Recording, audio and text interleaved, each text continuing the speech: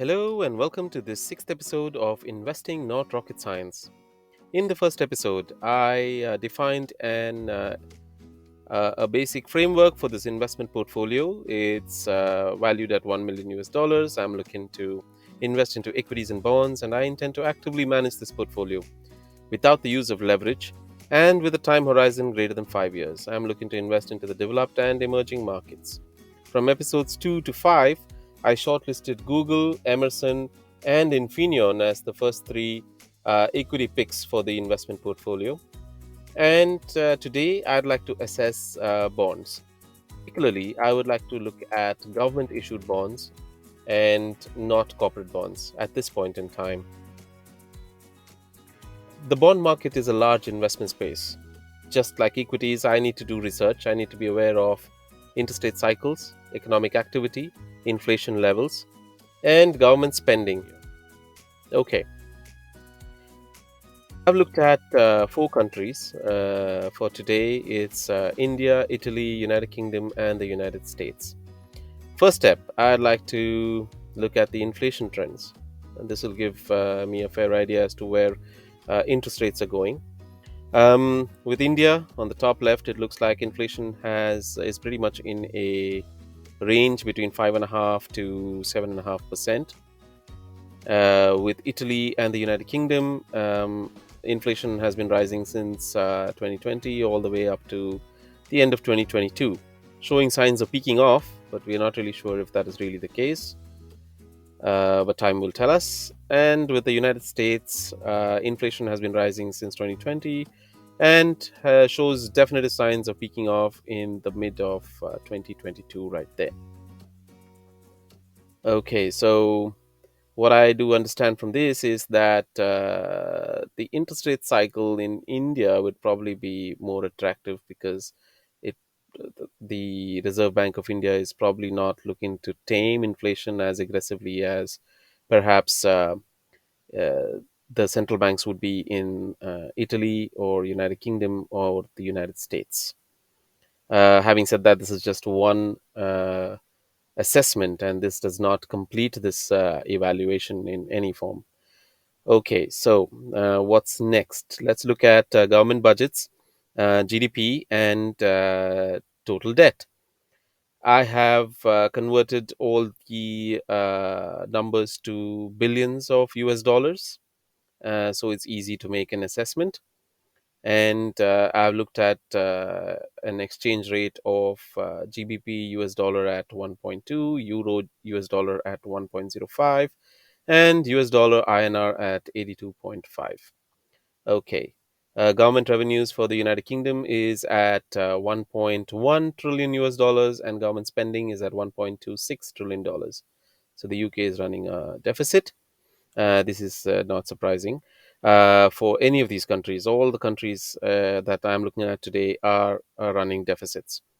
All right. The GDP of the United Kingdom is 3.9 trillion US dollars, and the total debt owed is 2.98 trillion US dollars. That's with respect to the United Kingdom. In the United States, the government revenue is at 4.9 trillion US dollars, and the government expense is at 6.2 trillion US dollars. So that's a deficit of about 1.3 trillion US dollars. The US has a GDP of $25 trillion dollars, and it has a total debt of about $31 trillion dollars.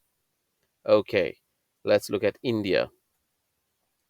India government revenue is at about 267 billion dollars, and government expenditure is at about 387 billion US dollars.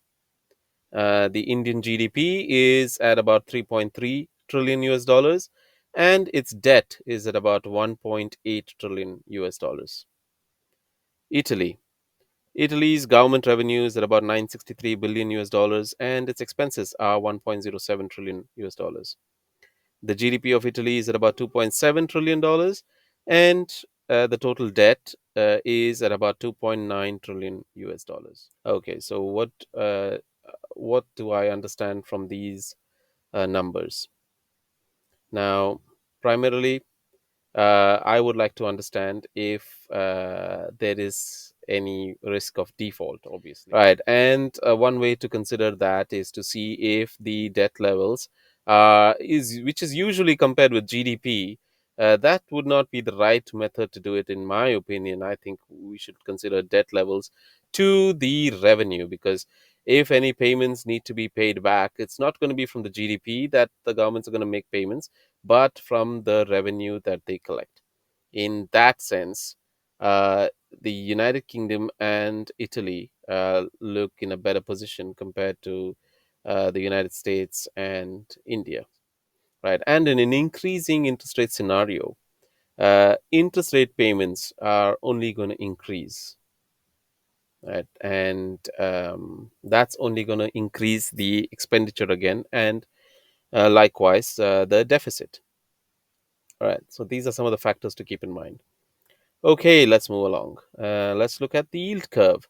In the United States, on the top left, the yield curve is inverted, and the 1 year US Treasury yields at about 5% today, which is really attractive for a short term tenure. And this is something that I would ideally do look at for my portfolio straight away. This any day, and as interest rates increase, it would become more and more attractive to bond investors, particularly those who are looking at emerging markets, for example. So, a 7.2% in India for a 1 year is not as attractive as a 5% for the United States, for the simple reason, for the primary reason that the United States is a double A rated issuer, and India is a triple B rated issuer. So the in terms of risk and reward, clearly the United States is ahead, at least from a ratings perspective. Okay, and the Italian yield um, is actually not inverted, which is great, and the Italian 1 year debt is about 3.8% or so. um, with respect to the United Kingdom, we're looking at a 1 year debt yielding close to 4%. Few points here that I have noted. We're probably not at the end of the interest rate hiking cycle in the US, and nor in the nor in the European Union. So bond markets are probably pricing in more hikes this year than what was previously estimated.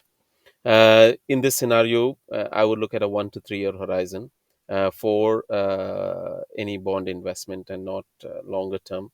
I would look at a near term horizon for the bond investment, since I expect my bond investment to reduce volatility in the portfolio. I would obviously avoid emerging markets for the simple reason that as interest rates rise, it becomes more attractive to invest into the United States or the European Union than in an emerging market. So, developed markets start becoming more attractive for bond investors.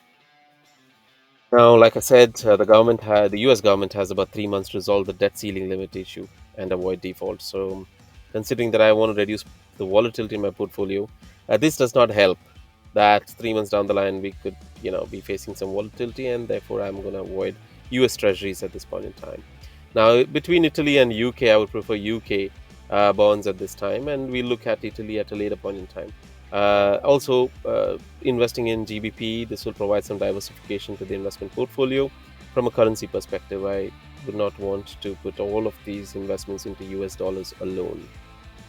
Okay, so it's going to be United Kingdom, and I'm going to consider some gilts. I'm going to buy those gilts and keep them as a part of my portfolio in a 1 to 3 year horizon.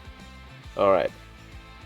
This is Investing, Not Rocket Science, a series on building and managing an investment portfolio. None of this is expert advice. I'm just learning alongside you. We can connect on LinkedIn, and please read our disclaimers and terms on our website. In the next episode, I'm going to look at what the investment portfolio looks like at this point in time with all these purchases that we have spoken about, and what further steps do I need to take to bring down volatility and any negativity or drawdowns in the portfolio. I will also consider looking at stocks from the automobile sector, and I'm actually keen to add one or two of these stocks into this portfolio. Okay, thank you for your time. Thank you for watching, and I look forward to seeing you in the next video. Bye bye.